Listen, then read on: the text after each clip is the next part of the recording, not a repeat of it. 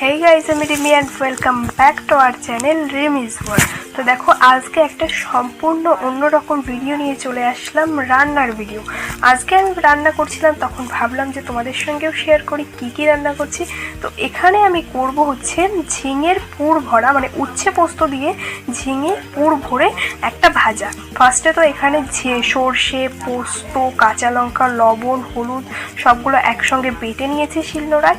তারপরে ঝিঙেগুলোকেও নুন হলুদ দিয়ে মাখিয়ে নিয়েছিলাম। এরপর ঝিঙের পেটের মধ্যে ওইগুলোকে ভরে দিয়ে আমি কড়াইতে তেল গরম করে কড়াইয়ের মধ্যে এগুলোকে ভেজে নেব।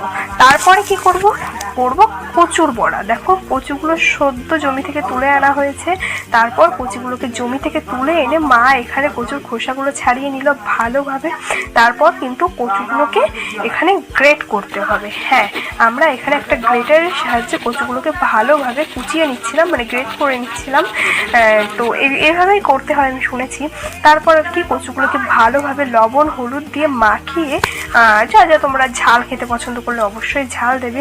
তারপর কড়াইতে তেল গরম করে আমরা কচুগুলো মানে বড়াগুলো দিয়ে দিলাম। দেখো খুব সুন্দর হয়েছিল খেতে, খুবই টেস্টি হয়েছিল। আমার কিন্তু খেতে দারুণ লেগেছে।